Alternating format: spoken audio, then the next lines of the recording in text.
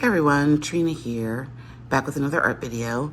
A lot of you have been asking about Procreate and how I use it to sketch and to use in my work, so we're going to talk about that. Let's get started.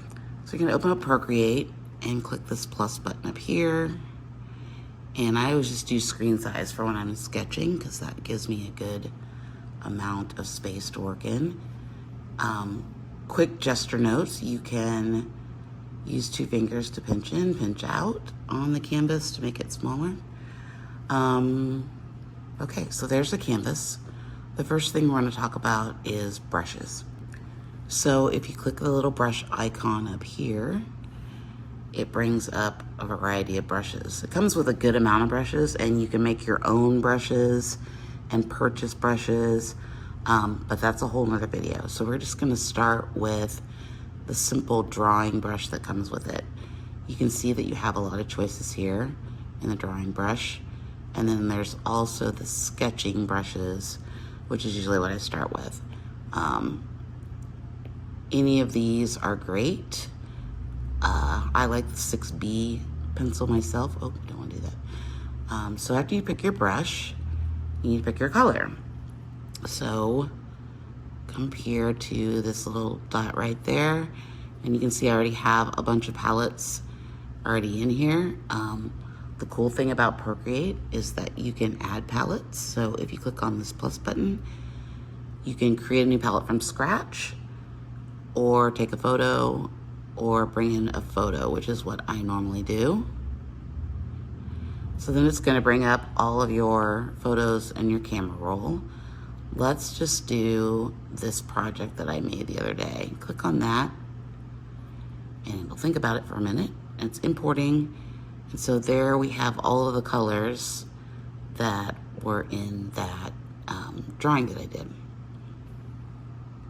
So now that we have our palette selected and our brush, I'm just going to click on black. So if you click on that, it changes the color up there. So we're just going to go with black.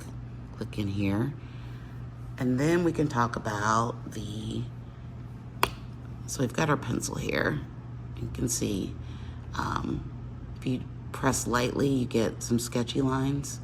If you press really hard, you get more defined lines. You can also change the opacity of the brush over here. And you can also change the size up here. So let's clear that out. To clear out anything that you've done, you can just 2 fingers, 2 fingers, 2 fingers, or if you want to redo something, it's 3 fingers, 3 fingers, 3 fingers. You can also click up here and swipe left and clear that layer out if you want everything gone. So when I'm drawing, I usually try to keep it to 1 or 2 brushes. I know the temptation to use all the brushes is always there, but so what I usually do is I just start like I would any other piece of work that I'm doing. And we're just gonna make some scribbles here. Like I said, the cool thing is if you don't like it, you just double tap and it goes away. So let me get rid of that again. We're just gonna make some fun, sketchy layers. Okay? Now if we want to change that brush, I'm gonna go into the painting brushes, and I really like this Salamanca brush. And you can see this is gonna be a little bit more flat. And again, you can layer over things and create multiple layers. So let's X out of that. I'm gonna want it to be a little bigger. Let's pick another color. Let's pick this color here. So we can just start drawing over it, and you can see that it's kind of transparent to begin with. The more you sketch over it. If you don't want to draw and you want true layers, exit out of this. You can go up here to the layers panel, and click new layer. And that will keep everything down here without interacting with what you've got. So let's just make some marks through here. Now the cool thing is that you can take this layer, and if you click on the N button there, it brings up all of these opacities that you can use. So we could do, I like to do overlay, and you can see that that just sort of made a mask through there. You can also do, what's the one, screen, or multiply. Multiply is a good one to use too. So you can see here that it's kind of in both places there. So let's get another color. Let's do this bluish color. And let's pick another brush. Let's do one of the artistic brushes. These are sort of fun for creating big swaths of texture. You can see that you can just add in more of that, or like we did before, if you want to click on there and add a new layer. That's just set to normal, but what if we set it to, oh, wrong one, multiply? Then you're gonna get its sort of transparency look over top of it. And you can just keep going. Let's see, those are, I think the charcoals come in this set, so that's kind of a fun one. Like I said, there are so many different ways that you can use this, and I don't want this video to get too long. This one's really nice for making solid shapes, and if you keep going over it, you get some pretty good colors, like dark colors.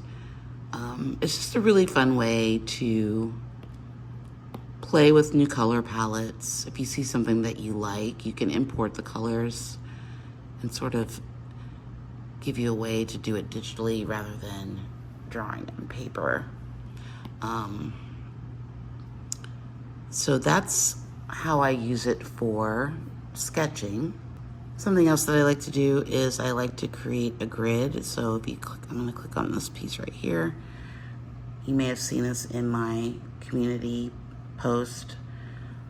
I basically just laid out a grid here, and what you can do with that is go to the pencil or the sketching.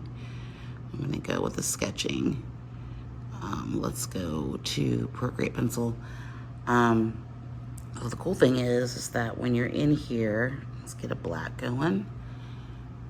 If you draw a line, so draw a line, if you hold down on it, you can see it makes it perfectly straight.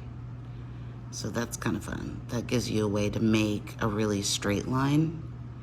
Also, if you are making a circle and hold down on it, it makes a perfect circle.